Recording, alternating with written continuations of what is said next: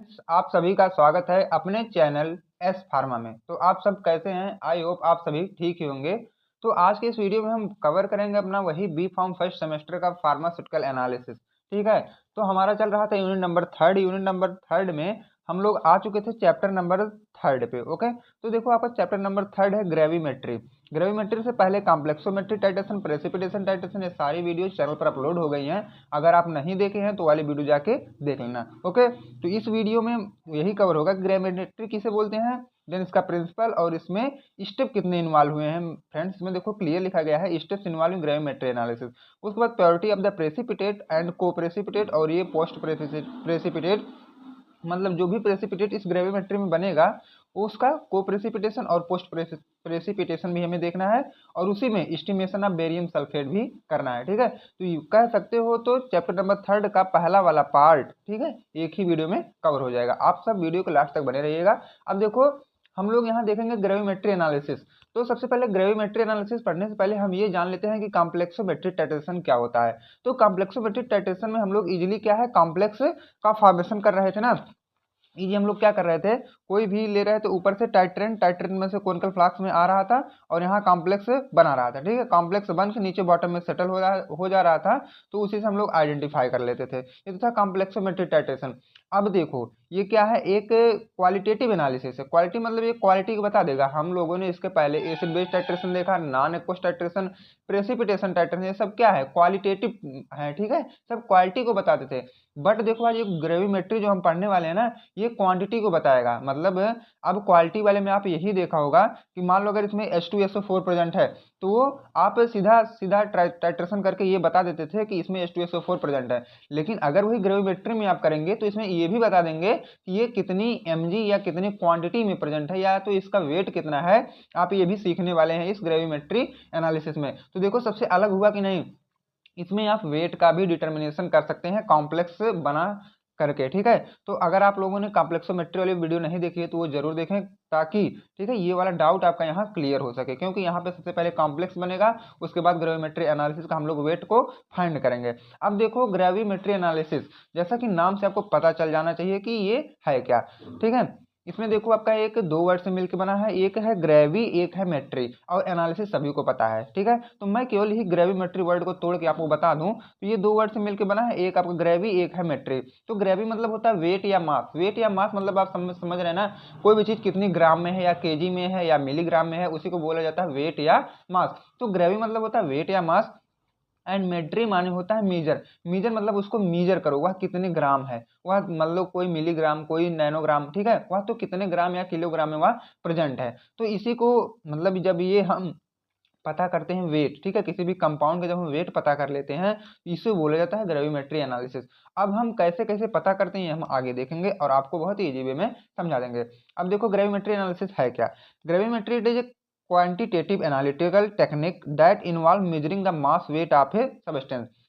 क्या है ये, क्वांटिटेटिव एनालिटिकल टेक्निक है। क्वांटिटेटिव एनालिटिकल टेक्निक क्यों कहा गया, अब तक हम लोग जितने भी टाइट्रेशन देखे सब क्वालिटी को बता रहा था। ठीक है, लेकिन इसमें क्या है, क्वांटिटी बता रहा है। क्वांटिटी मतलब जो भी आपके मास से या कह सकते हो तो ये वेट कितने प्रेजेंट है हमारे एनालाइट या कोनिकल फ्लास्क में, वह इसको भी बता देगा। इसीलिए यहाँ पे बोला गया इसको क्वांटिटेटिव एनालिटिकल टेक्निक है। और देखो that involve measuring the mass weight of a substance, इसको क्यों बोला गया क्वांटिटी, क्योंकि यह मास और वेट को बता रहा है। अब देखो gravimetric depends on the comparing the masses of the two compound containing the analyte.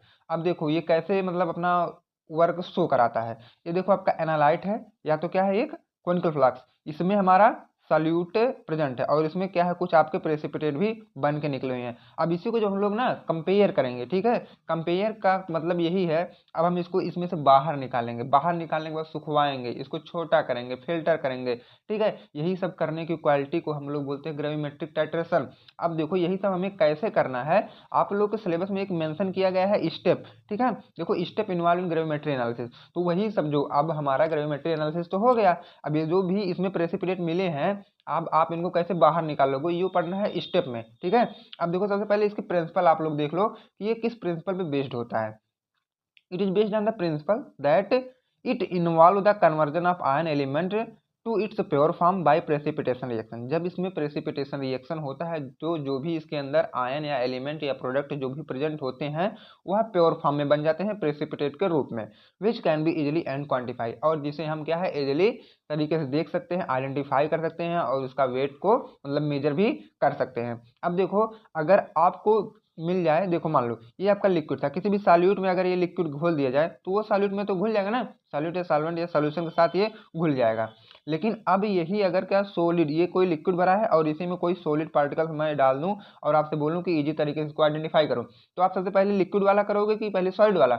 Solid वाला हम इजीली वे से कर सकते हैं, ठीक है, क्योंकि ये पानी में कह सकते हो तो कंकड़ हम डाल दिए, तो पानी से कंकड़ सबसे पहले आप अलग कर दोगे। लेकिन अगर पानी में दूध पड़ा है तो इजीली तरीके से वो मिल जाता है, तो हम लोग क्या है आसानी से उसको अलग नहीं कर सकते। तो यही होता है ये वाला जो हम लोग, जैसे पानी में कोई प्रेसिपिटेट बन गया, अब हमें इसे अलग करना है तो यही हम ग्रेविमेट्री एनालिसिस से अलग कर लेते हैं और बता देते हैं कि कितने वेट में ये प्रेजेंट है, ठीक है। अब देखो इसका स्टेप क्या है, स्टेप बहुत ही आसान है। सबसे पहले तो सैंपल प्रिपरेशन करेंगे, जो भी हमारा सैंपल उसको हम लोग बनाएंगे, उसके बाद प्रेसिपिटेशन करवाएंगे। प्रेसिपिटेशन कैसे होगा, जब हम लोग क्या है, आपको लोग जनरल टाइट्रेशन में यही देखा था, ये मान लो आपका एक जनरल टाइट्रेशन, ठीक है, ऊपर ब्यूरेट था, नीचे क्या है कॉन्कर फ्लाक्स था, ऊपर हम ब्यूरेट से अपना टाइट्रेंट को धीरे धीरे नीचे कराते थे, उसके बाद रिएक्शन करके बनाता था, मतलब एंड पॉइंट हम डिटरमाइन कर। यहाँ पे एंड पॉइंट नहीं बनेगा, यहाँ पे क्या करेगा, जो भी आपका एनालाइट आएगा कॉनिकल फ्लास्क में रखे हुए सैंपल के साथ क्या ये एक मास बनाएगा, मास क्रिएट करेगा। मास मतलब क्रिएट करने का मतलब है, आप लोग कॉम्प्लेक्सोमेट्रिक टाइट्रेशन जरूर पढ़ा होगा, तो वहाँ पे क्या था ऐसे से कुछ करके प्रेसिपिटेट बन रहे थे ना, तो यही जो प्रेसिपिटेट बन जाएंगे, तो ये जब बन जाएंगे तो भी इसी को मतलब इसी के बेस पे हम लोग क्या है आइडेंटिफाई कर लेंगे। जब ये प्रेसिपिटेट बनेंगे मतलब थोड़े सॉलिड फॉर्म में होंगे ये, तो इसी के बेस पे हम लोग क्या है आइडेंटिफाई करेंगे। उसके बाद डाइजेशन इनका करेंगे, डाइजेशन वो आप एचएपी वाला डाइजेशन ना समझिएगा, अभी मैं इसका सेंस बताऊंगा क्या है। उसके बाद इसको फिल्टर करेंगे, देन वॉश करेंगे, उसके बाद सुखवाएंगे, फिर उसको वेट करेंगे, उसके बाद इसका कैलकुलेशन करेंगे। ये देखो फ्रेंड्स, कभी कभी अगर आपके एग्जाम में 2 मार्क्स का पूछा तो केवल ऐसे आप फ्लो चार्ट या डायग्राम बना के चले आएगा, टोटल 2 मार्क्स आपको मिलेंगे। अगर 7 मार्क्स में पूछ रहा है तो मैं आगे अभी एक एक को डिटेल में बता दूंगा, तो आप 7 मार्क्स के अकॉर्डिंग वही लिखिएगा, ओके। अब देखो हम 7 मार्क्स के अकॉर्डिंग इसको देखते हैं तो क्या है। अब एक एक को जब हम डीप में देखेंगे, जैसे आप सैम्पलिंग है ना, तो सैम्पलिंग मतलब क्या है, जनरल सी चीज सैम्पलिंग वही है जब हम अपने सैंपल को अपने कॉनिकल फ्लास्क में लाके इंस्टॉल या पुट करते हैं, वही तो है। Firstly we have to prepare solution by dissolving the substance in a solvent. अब क्या करेंगे, जो भी सब्सटेंस है उस सॉल्वेंट के साथ उसको ऐड करेंगे, in which dissolve and reaction take place, और जब उसको हम मिला देंगे उसके बाद हमारी जो रिएक्शन होती है वो स्टार्ट होने लगती है। अब देखो प्रेसिपिटेशन, अब प्रेसिपिटेशन या तो प्रेसिपिटेट कैसे बन रहा है जो हमारा मेन होता है। Now for preparation of precipitate, अब देखो प्रेसिपिटेट को हमें बनाना है, we have add precipitating reagent. अब इसमें मेन हमारा क्या है, इसमें हम लोग प्रेसिपिटेटिंग रिएजेंट ऐड कर देते हैं प्रेसिपिटेट बनने के लिए किसी भी सोल्यूशन में। उसके बाद precipitation is a process of formation of A solid in solution. Precipitation क्या होता है मैं भी यहाँ बता दूं आपको, तो प्रेसिपिटेशन वही होता है किसी भी सॉल्यूशन में जब कोई भी सॉलिड पार्टिकल छोटे छोटे बन के ऊपर तैरने लगते हैं तो उन्हीं को बोला जाता है प्रेसिपिटेट, ठीक। अब देखो PPT is necessary to convert substance into its pure form. अब ये देखो प्रेसिपिटेट है ना, अगर आप किसी भी लिक्विड का प्रेसिपिटेट बनाते हो ना तो वो क्या है एकदम अपने प्योर फॉर्म में आ जाएगा, जो प्रेसिपिटेट वहां से मिलेगा वो एकदम प्योर फॉर्म में रहेगा। तो इसी प्रेसिपिटेट को आज हम लोग डिफाइन करेंगे, या तो इसका वेट या मास का आइडेंटिफाई करेंगे। अब देखो ये डाइजेशन क्या होता है, डाइजेशन मतलब यही होता है जो आप लोग प्रेसिपिटेट पा गए हैं, ठीक है। मान लो प्रेसिपिटेट आप लोगों ने इस केमिकल रिएक्शन या टाइट्रेशन में आप लोग पा गए, मान लो इसमें हम लोग पा गए यहाँ पे, ठीक है। अब इसको हम कुछ देर तक रखेंगे, कुछ देर का मतलब ये वाली जो लिक्विड है ना, इसमें कुछ लिक्विड भरे हैं और यहाँ पे प्रेसिपिटेट आपका बना है। अब इसी लिक्विड में कुछ देर तक अपना प्रेसिपिटेट मान लो 24 घंटे 12 घंटे जो भी है आप हम लोग रख देंगे, तो ये क्या करेंगे, जो भी छोटे छोटे प्रेसिपिटेट वो फूल जाएंगे जब, तो ये बड़ी साइज में हो जाएंगे, और जब बड़ी साइज में हो जाएंगे तो इनका आइडेंटिफिकेशन करना हमारे लिए बहुत ही आसान हो जाएगा और हम इजी वे से इसको आइडेंटिफाई कर लेंगे। और एक वर्ड आपका आया है मदर लिक्वर, तो मदर लिक्वर यही लिक्वर होता है जिस लिक्विड में हम अपना प्रेसिपिटेट रखते हैं कुछ समय तक, उसे बोला जाता है मदर लिक्वर, ओके। तो आई होप यहाँ तक आपका डाउट क्लियर हुआ होगा। अब देखो अब इसका हम लोग फिल्ट्रेशन करेंगे। फिल्ट्रेशन मतलब सभी को पता होता है कि छनन नहीं करना है इसका। Filter the mixture using A filter paper. अब यहाँ पे हम लोग जो भी आप मिक्सचर पाए हैं उसको हम क्या करेंगे, हम फिल्टर करेंगे फिल्टर पेपर का यूज करके। मेनली यहाँ पे आप लोग फिल्टर पेपर बहुत से टाइप के आते हैं, लेकिन वार्ड्समैन फिल्टर पेपर का आप लोग यहाँ पे यूज करिएगा, ठीक है। अब देखो then wash the precipitate with water or solvent. अब जो भी आपको फिल्ट्रेट मिला है, मतलब फिल्टर करने के बाद जो भी आपका फिल्ट्रेट मिला है, अब उसको हम लोग क्या है किसी सॉल्वेंट या वाटर से उसको धुल देंगे। ठीक, अब देखो अब उसके बाद सुखवाएंगे क्योंकि उसमें कुछ वाटर के मतलब इम्प्योरिटी जो है प्रेजेंट हो गई हैं। Drying is use to remove the water from the precipitate. ये जो पीपीटी लिखा गया है इसे हम प्रेसिपिटेट बोलते हैं, और अपने प्रेसिपिटेट से वाटर को रिमूव करने के लिए हम लोग क्या है ड्राई वाली प्रोसेस करते हैं।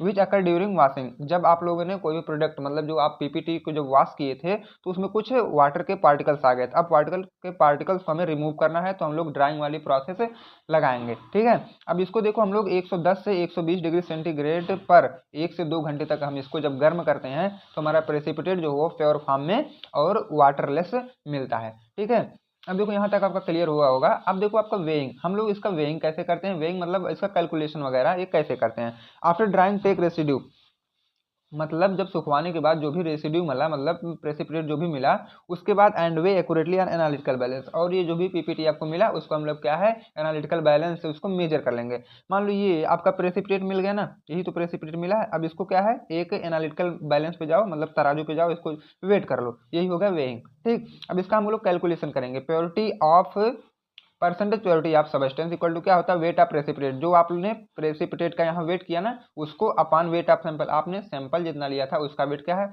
उसे भी 100 से मल्टीप्लाई कर देंगे तो आपको परसेंटेज प्योरिटी सबस्टेंस की पता चल जाएगी। तो अगर देखो फ्रेंड्स अगर आपको 7 मार्क्स में ये पूछता है ये स्टेप वाली प्रोसेस तो आप लोगों मतलब ये अगर 2 मार्क्स में पूछेगा तो इतना लिख के आएगा, और अगर 7 मार्क्स में पूछता है तो हर एक के बारे में थोड़ा थोड़ा लिख के आएगा तो 7 नंबर आपको इजी वे में मिल जाएगा। तो आई होप यहाँ तक आपका डाउट क्लियर हुआ होगा। अब हम लोग देखेंगे प्योरिटी ऑफ प्रेसिपिटेट। ठीक है, अब यहाँ पे आपका लिखा गया है सिलेबस मेंशन किया गया है कि प्योरिटी ऑफ प्रेसिपिटेट जिसमें पढ़ना है दो ठो आपको को प्रेसिपिटेशन एंड पास्ट प्रेसिपिटेशन। तो सीधा सीधा आप सबसे पहले ये समझो, आप लोगों ने इसके पहले क्या है प्रेसिपिटेट प्रेसिपिटेट सुनते चले आ रहे हैं, तो प्रेसिपिटेट हमारा तो यही है जो मिल रहा था इसमें, यहाँ पे देखो यहाँ प्रेसिपिटेट तो हमारा यही है। अब ये प्रेसिपिटेट हम उन लोगों ने कुछ देर तक रखा था इसमें क्योंकि वो थोड़ा सा फूल जाए और जब वो बड़ा साइज में हो जाएगा तो इसकी आइडेंटिफिकेशन हम लोग इजी वे में कर सकते हैं। अब ये जब फूलते हैं ना तो जो आप जितने समय तक रख रहे हो उसमें एक क्या है डिसएडवांटेज भी यहाँ पे है कि इसमें इम्प्योरिटी अटैक करने लगती है।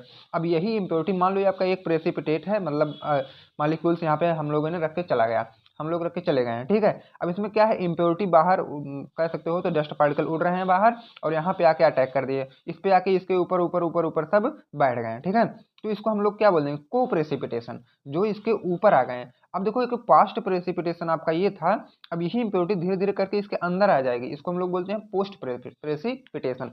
तो जनरल से लैंग्वेज में आप लोग समझ गए होंगे। अब देखो आपको लिख के क्या आना है, तो प्योरिटी या परसेंटेज आपका होता क्या है general C, the purity of a precipitate refers to the percentage of desired compound in the precipitated materials free from impurities, जो हमें चाहिए। ठीक है, इम्प्योरिटी से जो फ्री हो और हमें ठीक है जो आप पाए थे प्रेसिपिटेट वह इम्प्योरिटी से कितना फ्री है मतलब उसमें इम्प्योरिटी रहे ही ना, वो देखो हम कैसे आइडेंटिफाई करते हैं एक को प्रेसिपिटेशन से एक पास्ट प्रेसिपिटेशन से। सबसे पहले मैं आपको बताऊंगा कि को प्रेसिपिटेशन क्या होता है। Coprecipitation is a phenomena where two और more substance precipitate together form a solution therefore resulting a mix precipitate. अब देखो दो लोग आपस में साथ बनेंगे, ठीक है, वो मतलब होता है साथ साथ। तो जब हम लोग का प्रेसिपिटेशन वाली टाइट्रेशन हो रही थी ना या तो ग्रेविमेट्री एनालिसिस हम लोग कर रहे थे तो उसमें दो तीन मतलब दो तीन चार कह सकते हो तो मटेरियल या पार्टिकल या एटम आके साथ में बन रहे थे नीचे ना, उसका अलग अलग प्रेसिपिटेट नहीं बन रहा, सबका साथ में बन रहा था। तो जो साथ में बनता है या तो उस पर आके इम्प्योरिटी अटैक करे उसे हम बोलते हैं को प्रेसिपिटेशन। अभी देखो दो टाइप के होंगे, एक सरफेस एडजॉर्प्शन होता है, एक ओक्लूजन होता है। अब सरफेस एडजॉर्प्शन वही होता है जो आपके सरफेस पे आसान से चिपक जाता है, ठीक, उसे हम लोग बोलते हैं सरफेस एडजॉर्प्शन। अब देखो ये ऐसी इम्प्योरिटी होती है जो सरफेस प्रेसिपिटेट के सरफेस पे आके आराम से चिपक जाएगी।